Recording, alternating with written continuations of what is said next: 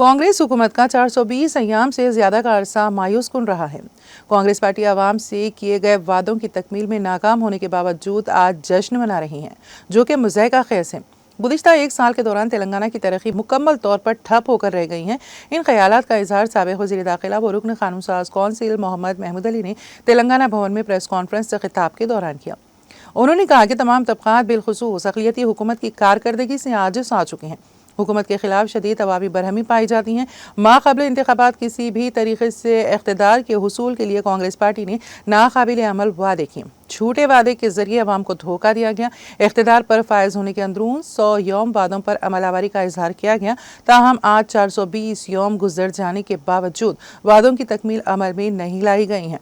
तेलंगाना से दिल्ली तक और मुल्क के कोने कोने तक झूठ फैलाया जा रहा है। मोहम्मद महमूद अली ने बताया कि माक़ाबिल इंतख़ाबात कांग्रेस ने मुसलमानों को अपनी जानिब राग़िब करने के लिए ज़ोर शोर के साथ अक़लियती डिक्लेरेशन का ऐलान किया। ताहम अफसोस की बात यह है कि अक़लियती डिक्लेरेशन में किए गए एक भी वादे को पूरा नहीं किया गया। अक़लियती डिक्लेरेशन के ताल्लुक से कांग्रेस हुकूमत का झूठ, फरेब और धोखा बेनकाब हो चुका है। माइनॉरिटी डिक्लेरेशन में किए गए वादे तो पूरे नहीं किए गए, ताहम इसके बरक्स मुसलमानों को फसादात, बदअमनी, हाइड्रा इन्हदामी कार्रवाई से काफी नुकसान पहुंचा। पुरअमन रियासत तेलंगाना को आज गहन लग गया है। अमनो अमान की सूरत हाल इंतहाई अबतर है। अक़लियती बजट से मुतालिक साबिक़ वज़ीर दाखिला ने कहा कि कांग्रेस पार्टी ने माक़ाबिल इंतख़ाबात बड़े ही दावे के साथ अक़लियती बजट को सालाना 4000 करोड़ रुपए करने का वादा किया था। ताहम इक़्तिदार पर फायज होते ही मुसलमानों को मायूस किया। रुकन कौंसिल मोहम्मद महमूद अली ने कहा कि मुसलमानों की माशी तरक्की के लिए अक़लियती एलामिये में मुसलमानों को सब्सिडी पर खर्चाजात की फराहमी के लिए सालाना 1000 करोड़ रुपए मुख्तस करने का वादा किया गया। एक साल का अरसा गुजर जाने के बावजूद एक भी अक़लियती फ़र्द को 1 रुपया भी कर्ज जारी नहीं किया गया। उन्होंने कहा कि अक़लियती एलामिया में अबुल कलाम तोहफ़े तालीम के नाम से एक स्कीम के बारे में बताया गया, मगर वो सिर्फ कागज़ की हद तक ही महदूद रही। कांग्रेस ने MPhil और PhD मुकम्मल करने वाले अक़लियती तलबा को 5 लाख रुपए माली इमदाद फराहम करने का वादा किया था।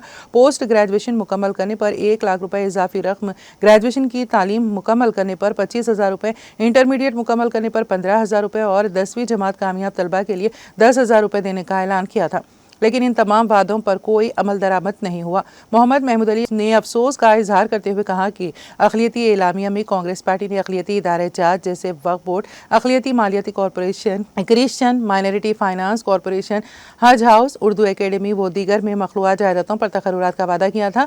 ताहम अक़लियती इदारों में ताहाल तक़र्रुरात अमल में नहीं आए। मुलाजिमीन की कमी के बायस अक़लियती इदारों की कारकर्दगी ठप हो चुकी है। रियासत का दारुल हुकूमत हैदराबाद तारीखी अहमियत का हामिल है। शहर हैदराबाद की तरक्की के लिए BRS हुकूमत ने कोई कसर बाकी नहीं रखी। मुखालिफिन तेलंगाना ने भी BRS की नुमाया कारकर्दगी का एतराफ़ किया है। ताहम आज गुज़िश्ता एक साल से दारुल हुकूमत हैदराबाद में सूरत हाल अबतर होती जा रही है। अबुल कलाम आज़ाद की यौम पैदाइश के मौके पर एक तकरीब से खिताब करते हुए रेवंत रेड्डी ने कहा था कि मैं मुसलमानों से नाराज़ हूँ क्योंकि मुसलमानों ने एक भी कांग्रेस मुस्लिम उम्मीदवार को नहीं जिताया। मोहम्मद महमूद अली ने चीफ मिनिस्टर से इस्तफसार किया कि आप किन हल्कों से मुस्लिम उम्मीदवार मैदान में उतारे थे। उन हल्कों में जहां MIM या BJP का गलबा ज्यादा है तो कैसे मुस्लिम उम्मीदवार कामयाबी हासिल कर सकते हैं। उन्होंने कहा कि तेलंगाना में जिस तरह के हालात हैं, ऐसा लगता है कि यहाँ पर मोदी हुकूमत चल रही है। छोटे भाई बड़े भाई कहते फिरते रहने वाले रेवंत रेड्डी मोदी और अमित शाह के इशारों पर काम कर रहे हैं। पुराने शहर की तरक्की से मुतालिक उन्होंने बताया कि पुराने शहर की तरक्की में नुमाया किरदार साबिक़ वज़ीर IT व बल्दी नज़्म व नस्क़ KTR ने किया है। मलकपेट में IT हब का क़याम उन्हीं का कारनामा है। इस मौके पर BRS कायदीन मोहम्मद ख्वाजा बदरुद्दीन, मोहम्मद मुनीरुद्दीन, मोहम्मद यूसुफ, मोहम्मद कलीम, अकबर हुसैन भी मौजूद थे। చాలా మోసం చేశారు। లేడీస్ को 2500 rupees per month pension, gas cylinder 500 rupees, ఈ ఆర్టీసీ ఫ్రీ ఇస్తా అంటే నా డిమాండ్ ఉంది అందరికీ ఇవ్వాలి, సీనియర్ సిటిజన్స్కి, ఓన్లీ ఫర్ ఉమెన్స్కి ఇస్తే అంటే ప్రాబ్లం వస్తుంది। ఈ రైతు భరోసా అది మా సీఎం గారు 10,000 ఇచ్చినా నా 15,000 ఇస్తా హామీ ఇచ్చారు, ఇస్తలేదు। అది లేబర్కు బి పర్ ఎనం 12,000 రూపీస్ ఇస్తామని హామీ ఇచ్చారు। గృహజ్యోతి ఇంటింటికి 200 యూనిట్ ఫ్రీ ఇస్తా హామీ ఇచ్చారు, అది ఇవ్వలేదు। కొంచెం ఇచ్చినా కొంచెం ఇవ్వలేదు, మ్యాక్సిమం ఇవ్వలేదు। ఇందిరమ్మ ఇల్లు ఎవరు లేదు ఆయనకు ఇస్తా, లేకుంటే 5 lakhs రూపీస్ ఇస్తా అని హామీ ఇచ్చారు।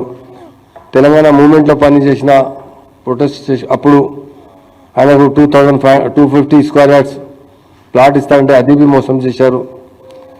ఈ యూత్కు 5 लाख రూపీస్ సపోర్ట్ చేస్తా, విద్యా భరోసా స్టూడెంట్స్కి అది మోసం చేశారు. ఓల్డ్ ఏజ్ మంచికి 4,000 రూపీస్ ఇస్తామని హామీ ఇచ్చారు, అది మోసం చేశారు. రాజీవ్ ఆరోగ్యశ్రీ స్కీమ్లో ద్వారా 10 लाख రూపీస్ ఇన్సూరెన్స్ ఇస్తామని హామీ ఇచ్చారు, అది మోసం చేశారు. ఇదితో మొత్తం అయింది. ఇంకో మైనార్టీ కోసం ఆయనకు మైనార్టీ డిక్లరేషన్ అది మోసం చేశారు. ఓటు తీసుకోపోయిన తర్వాత మైనార్టీకి మర్చిపోయినా మా కేసీఆర్ గారు మైనార్టీకి చాలా డెవలప్ చేశారు. ఆయన 9.5 ఇయర్లో మైనార్టీకు అప్గ్రేడ్ చేశారు, బడ్జెట్ మంచి ఇచ్చారు, రెసిడెన్షియల్ స్కూల్ ఓపెన్ చేశారు. ఇది రేవంత్ రెడ్డి గారు ఎలక్షన్ ముందు చాలా ప్రామిసెస్ మైనార్టీకు చేశారు. బడ్జెట్ అంటే 4,000 కవర్ చేస్తా అంటే ఏమి ఇచ్చినా బడ్జెట్ ఏమి ఇవ్వలేదు. బడ్జెట్లో అంటే ఇప్పుడు మైనార్టీ డిపార్ట్మెంట్ మొత్తం క్లాప్స్ అయింది. ఏం వర్క్ చేస్తారు?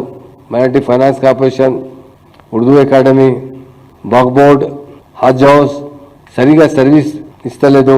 లాస్ట్ ఇయర్ హజ్కు పోయిన ఆ టైంలో వర్క్ చేసిన ఆయనకు డబ్బులు శాంక్షన్ చేయలేదు. మైనార్టీలో అంటే చాలా స్కీమ్స్ ప్రాపర్లీ మైనార్టీస్కు మౌలానా అబుల్ కలాం తోఫా తాలీం చాలా పబ్లిసిటీ చేశారు. అందులో ఏం చేశారు అంటే ఎంఫిల్ పిహెచ్డి చేసిన మనిషికి 5 లక్షల రూపాయలు ఇస్తా ఉంటాయి. గ్రాడ్యుయేషన్ చేసిన స్టూడెంట్స్కి 25,000, పోస్ట్ గ్రాడ్యుయేషన్కి 1 लाख, इंटरमीडिएट की 15,000, 10th क्लास पास చేసిన की 10,000. ये तमाम के तमाम झूठे वायदे वोट लेने के लिए किए गए. वोट लेने के बाद पूरा भूल ही गए रेवंत रेड्डी साहब. आज उनके जो है जो 420 वायदे 420 होने के बाद भी उनको मिल रहे हुए. हमेशा 100 दिन में उसके बाद कुछ वायदा किया गया, फिर वायदा किया गया. कोई भी वायदे के अंदर वो बराबर जिस तरीके से वायदे करे, किसी तरीके से किसी को सपोर्ट नहीं हुआ. और सबसे ज़्यादा अगर किसका नुकसान हो रहा है इस वक्त तो वो है माइनॉरिटीज़ को 1,000 करोड़ रुपए खाली सब्सिडी लोन के लिए डिक्लेयर किया गया था. एक पैसा भी दिया नहीं गया. अभी जो है सेविंग मशीन लेने के लिए देने के लिए एप्लीकेशन लिए गए, वो भी लाखों की तादाद में आए और उनके पास कोई मशीन नहीं है. वो हमारे पीरियड में जो BRS के पीरियड में जो मशीना बचे हुए हैं वो शायद 3,000 मशीन है, उसके बारे में डिस्ट्रीब्यूट कर रहे हैं. जिस तरह डबल बेडरूम KCR साहब ने बनाए थे और ये माइनॉरिटी फाइनेंस कॉर्पोरेशन में मशीना भी KCR साहब ने दिया था, उसका ऐलान करते हुए एप्लीकेशन लिए गए. पूरा हर जगह अक़लियतों के साथ तो पूरा मुकम्मल फ्रॉड किया जा रहा है. कोई भी अक़लियतों को ना तो एक तो मिनिस्ट्री दी गई. मुझे ऐसा लग रहा है ये रेवंत रेड्डी साहब नहीं चला रहे हैं यहाँ की हुकूमत. अगर हुकूमत चला रहे हैं तो मोदी साहब चला रहे हैं, वैसा दिख रहा है. एक तरफ राहुल गांधी, प्रियंका गांधी मोदी साहब पे बरसते हैं, बोलते हैं कि वो हमारे दुश्मन हैं, हमारे साथ जुल्म कर रहे हैं, ज्यादती कर रहे हैं.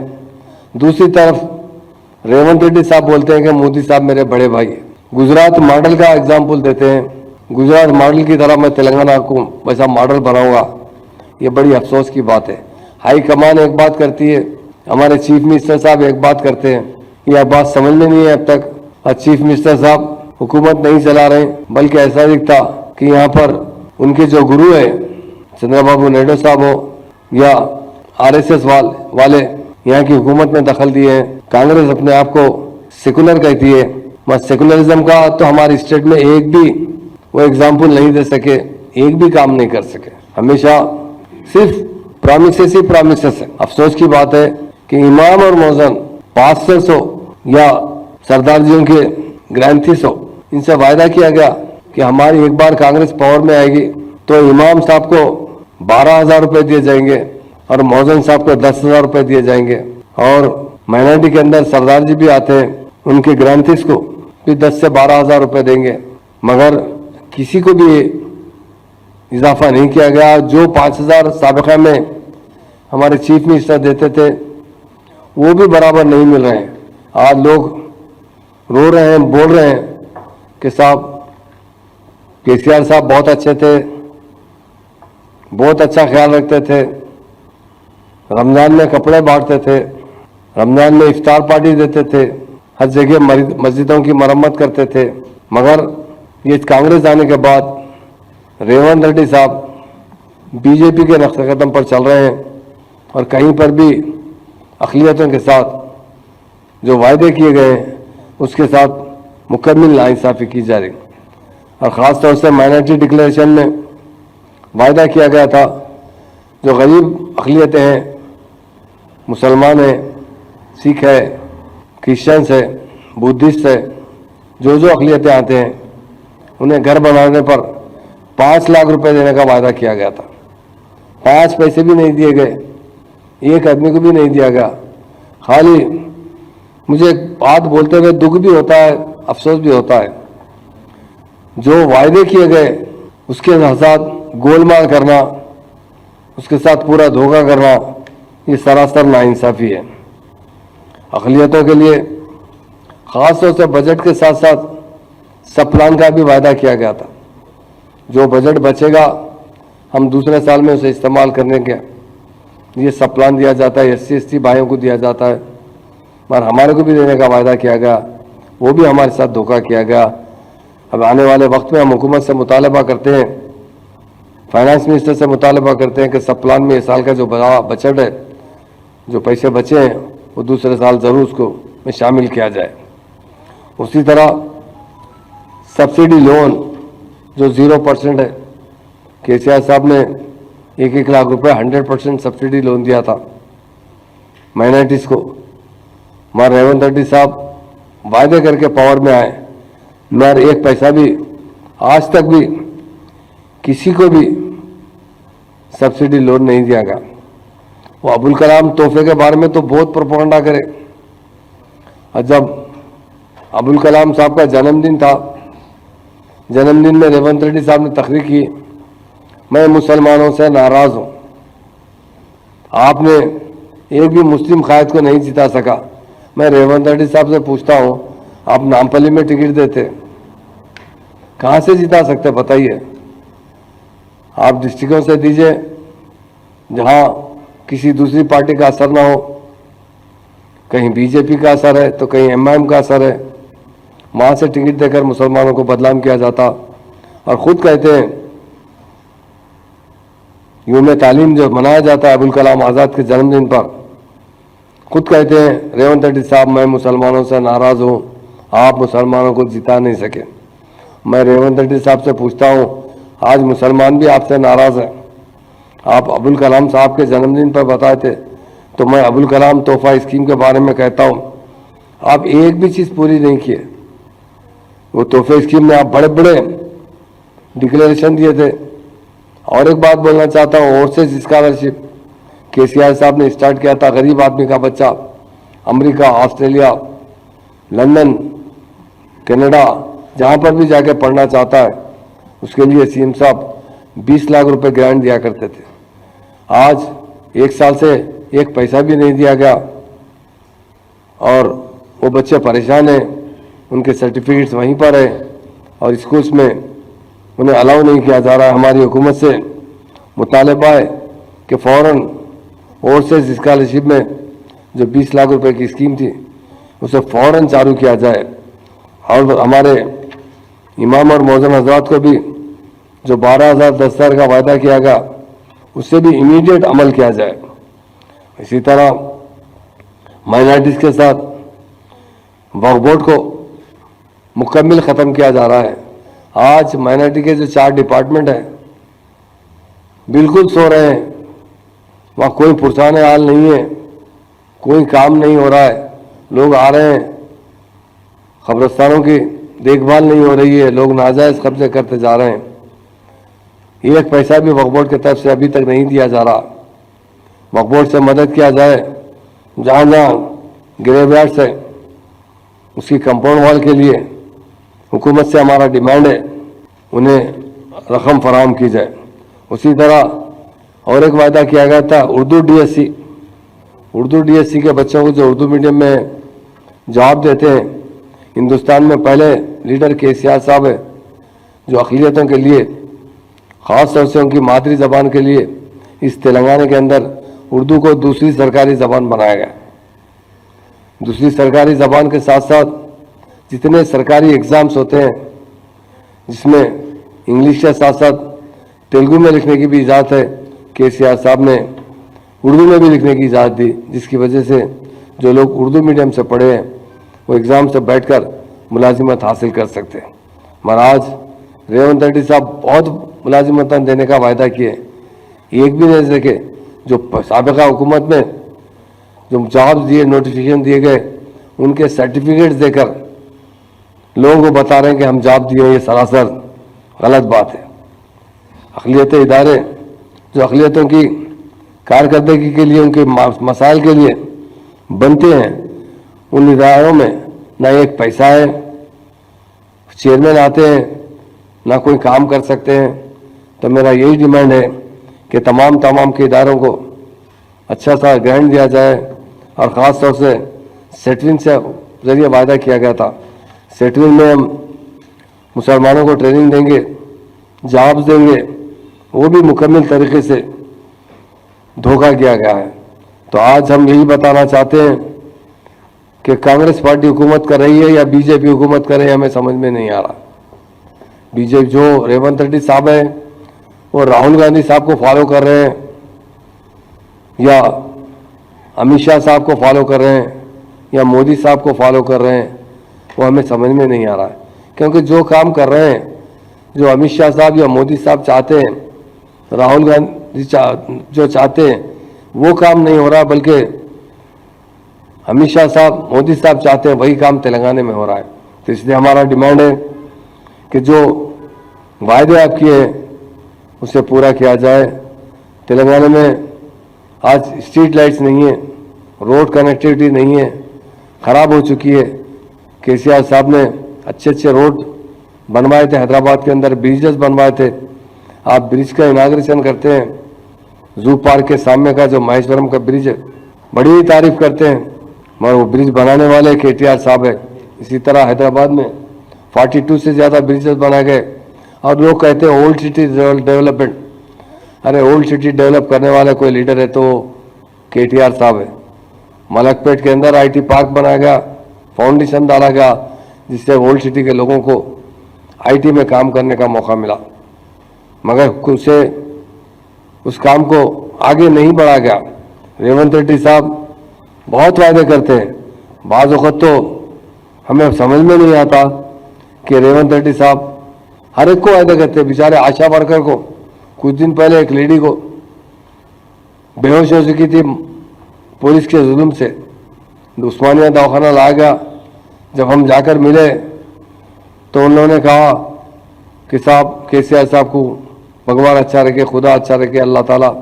उन्होंने हमारे को बहुत मदद की। 2-3 बार में हमारी सैलरी 11,000 तक लग गए और इन्होंने जो है हमको 20,000 देने का वायदा किए।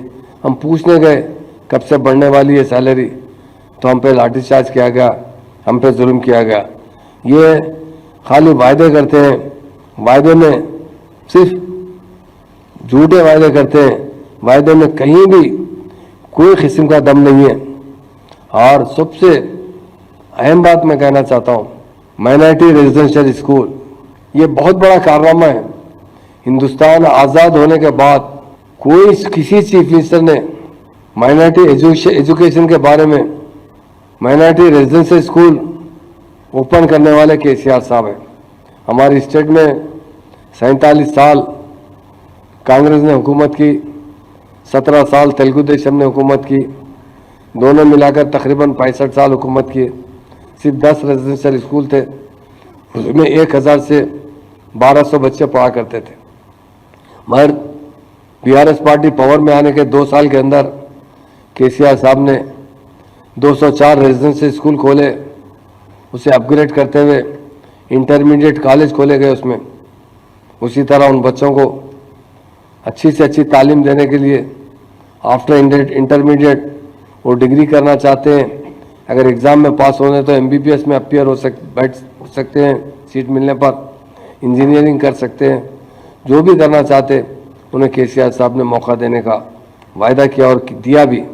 बहुत से बच्चे डॉक्टर बने, बहुत से बच्चे इंजीनियर बने, मगर आज वो रेजिडेंशियल स्कूल की हाल बिल्कुल ख़राब हो चुकी है। टाइम पर वहाँ खाना नहीं मिल रहा है। केसीआर साहब ने बारीक चावल दिया था खाने के लिए, रोजाना दूध 200 ग्राम और एक अंडा दिया जाता था। कुछ दिन पहले कुछ लोग मुझसे मिले, बोले साहब वो केसीआर साहब का दौर था, अब तो हमारे बच्चे सही नहीं खा रहे साहब, दुबले हो गए साहब। नहीं तो हम देखते थे अपने घर से जब हमारे रेजिडेंशियल स्कूल में आते तो बच्चे अच्छे तंदुरुस्त होते थे और कलर गोरे हो जाते थे। हम पूछते थे अम्मा आपका बच्चा ऐसी था?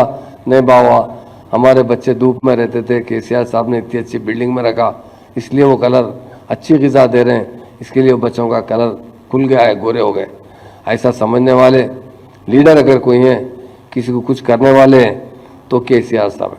मैं और एक बात बताना चाहता हूँ, फिसादात रेवंत रेड्डी साहब ने सिर्फ फॉल्स एलिगेशन लगाए, वो मस्जिद तोड़ दी है। कोई मस्जिद नहीं तोड़े, सिर्फ सेक्रेटरीट के अंदर सेक्रेटरीट की नई बिल्डिंग बनाने के लिए वो मस्जिदें तोड़ी गई और केसीआर साहब ने टेंडर करते हुए बहुत शानदार खूबसूरत मस्जिद बनाई जिसके लिए 4 करोड़ रुपए सैंक्शन किए गए थे।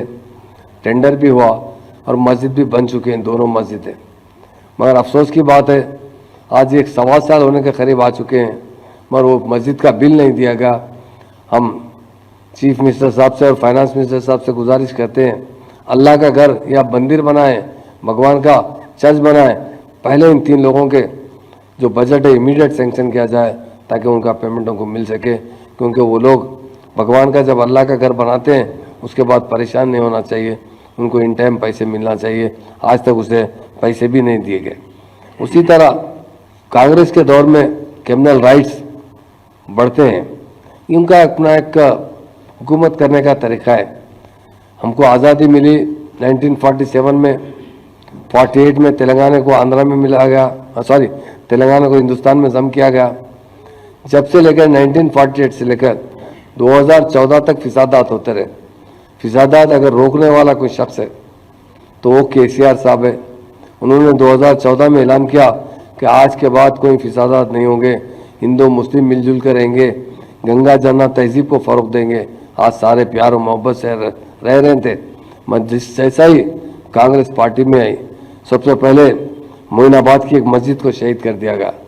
बहुत पुकारा किया गया, मगर जाकर कुछ इमाम के लोग नमाज में पढ़ने की कोशिश किए, मगर उसके बाद वो मस्जिद बनी नहीं। और वो भी कौन करे? Land grabbers. और हुकूमत की तरफ से कोई एक्शन नहीं लिया गया। मेरी हुकूमत से गुजारिश है एक्शन लिया जाए, फिसादात को रोका जाए। देखिए मेदक में फिसादात हुए, जैनूर में फिसादात हुए, अभी परसों की बात है, एक दिन पहले आदिलाबाद में काफ़ी मुसलमानों को गिरफ्तार किया गया निर्मल से। 2 दिन पहले रात के 2 बजे रात को, ये दौर बीआरएस पार्टी में नहीं था। बीआरएस पार्टी में हिंदू मुस्लिम मिलजुल कर रहते थे, कभी कोई मुसलमान को गिरफ्तार नहीं किया गया। मगर आज रात के 3-3 बजे रात को पुलिस जाकर गरीब मुसलमानों को गिरफ्तार किया जा रहा है। और जैनूर में जो फिसाद हुआ उसका यकीनन बहुत अफसोस है, दुख है। में भी काफ़ी दुकानों को जला दिया गया और एक भी, हालांकि वहीं में रहने वाली हमारी मिनिस्टर भी है, महिला बहन है हमारी, पर उसके बाद भी उन लोगों को जाकर 1 पैसे की मदद नहीं की गई। ना इसी तरीके से लोगों में लैंड ऑर्डर अच्छा करने के लिए वहाँ फोर्स भेजा गया। वो लोग आज तक परेशान हैं, आज तक लोगों में टेंशन है। तकरीबन 48 डेज से ज़्यादा दुकानात बंद रहे। अब दुकानात खोलने के बाद भी उस तरीका लोगों में मेल मिलाप नहीं है। इसलिए हमारी गुजारिश है, हुकूमत से गुजारिश है कि जैनूर के फिसाद में जो दुकानें जली हैं उन लोगों को अच्छा सा मुआवजा दिया जाए, ताकि अब आने वाला टाइम रमज़ान का है, सब मिलजुल कर रहेंगे, कारोबार कर सकेंगे, उन्हें ज़्यादा से ज़्यादा मदद की जाए। उसी तरह मैं एक बात बोलते हुए अपनी बात ख़त्म करता हूँ। और हमारे आज काफ़ी हमारे सीनियर कायदीन हैं, हमारे मुनीर भाई है बहुत सीनियर कायद, हमारे अकबर भाई है माइनॉरिटी के प्रेसिडेंट है करीमनगर के और माइनॉरिटी फाइनेंस कॉर्पोरेशन चेयरमैन रहे, हमारे बासित भाई है, बदर भाई है, हमारे बदर भाई है तो बहुत सीनियर लीडर है, हमारे इसू भाई है, हमारे कलीम भाई है, काफ़ी सीनियर लीडर्स है। बहुत अफसोस हो रहा है हमें, ये जो कांग्रेस बनने के बाद मुकम्मल तरीके से मुसलमानों को और तेलंगाना आवाम को नज़रअंदाज कर रहे हैं रेवंत रेड्डी साहब। फार्मर्स परेशान हैं, आम आदमी परेशान है, आज केसीआर साहब को याद कर रहे हैं और बहुत बड़े बड़ी बात करते हैं, हम केसीआर को ख़त्म कर देंगे। मैं एक बात कहना चाहता हूँ, आज से 1000 साल तक भी कोई केसीआर साहब को ख़त्म नहीं कर सकते। एक महात्मा लीडर है वो, तेलंगाना लाने वाले लीडर है, तेलंगाना के लिए 11 दिन मरण पर बैठने वाले लीडर है और एक सेकुलर लीडर है। तेलंगाना कैसा बनता था? डॉक्टर चिन्नारेड्डी साहब के ज़माने में 69 में 400 लोग पुलिस की गोलियों में शहीद हुए, तेलंगाना नहीं बना। केसीआर साहब पुरअमन तहरीक चलाए, 14 साल तहरीक चलाए, तेलंगाना लेकर आए। वो महान और महात्मा लीडर है। बड़ी बात बोलने से चलता नहीं, बड़ा काम करने से चलता है। हमेशा बड़े बड़े बातें करते हैं चीफ मिनिस्टर साहब, अमल के मामले में ज़ीरो करते हैं। और जो भी ओल्ड सिटी में रौनक है, न्यू सिटी में रौनक है, वो सिर्फ केटीआर साहब की मेहनत की वजह से है। आज किसी भी ओल्ड सिटी के आदमी से पूछ लीजिए कौन सा दौर अच्छा था, लेडीज से पूछिए कौन सा दौर अच्छा था, हर कोई कहते हैं कि वाकई केसीआर साहब एक महान लीडर थे। हाइड्रा लाकर गरीब लोगों को बेघर किया गया। मूसी में गैरजरूरी, सबसे पहले तो आप डेवलपमेंट का प्लान बनाइए, लोगों को घर तोड़ने के चक्कर में लगे हुए, घर में रहने वालों को बेघर करना चाहते हैं। ये गवर्नमेंट ऐसी गवर्नमेंट है कि लोगों पर जुल्म कर रही है, लोगों को परेशान कर रही है। तो हमारा मुतालबा है हुकूमत से, और हम राहुल गांधी से भी कहना चाहते हैं, आप किस तरफ जा रहे हैं, रेवंत रेड्डी साहब किस तरफ जा रहे हैं? आप जो कहते हैं जाकर बहुत बड़े दावों के साथ कहते हैं, महाराष्ट्र में कहें कि तेलंगाना में जितने वायदे करे थे पूरे करें, उसी तरह हरियाणा में जाकर कहें तेलंगाना में किए वायदे किए, आज दिल्ली में कर रहे हैं। आपको हरियाणा में भी आवाम ने रिजेक्ट किया, महाराष्ट्र में भी आपको आवाम ने रिजेक्ट किया। ऐसा ना हो कि कांग्रेस का मुकम्मल खात्मा हो जाए, मगर जो वायदे किए गए उसे ज़रूर पूरा कीजिए। जिस तरह केसीआर साहब ने कोई वायदा नहीं किया था 2014 में, मगर कई एक स्कीम्स लाकर गरीबों की मदद की। इतना ऐसा बड़ा लीडर हिंदुस्तान में कम पैदा होता है, और ये कांग्रेस के लीडर या खुद रेवंत रेड्डी साहब बहुत बड़े बड़े बातें करते हैं, जो मुँह का बोलते हैं। हमारी उनसे गुजारिश है कि आप जो बोलते हैं, बोलने से पहले सोचकर बोलिए। केसीआर साहब एक बड़े महान लीडर है, उनके लेवल के लीडर बहुत कम पैदा होते हैं। उतने बड़े लीडर को आप जो चाहे कहते हैं कि मैं ऐसा कर दूंगा वैसा कर दूंगा, वो कुछ नहीं कर सकते। एक ही मैं आपसे गुजारिश करता हूँ, आवाम से जो वायदे किए, जो ఏ ప్రామిసెస్ చేశారు ప్రజలకు, అది ప్రామిసెస్ ఫుల్ఫిల్ చేయాలి. అది రిక్వెస్ట్ ఉంది.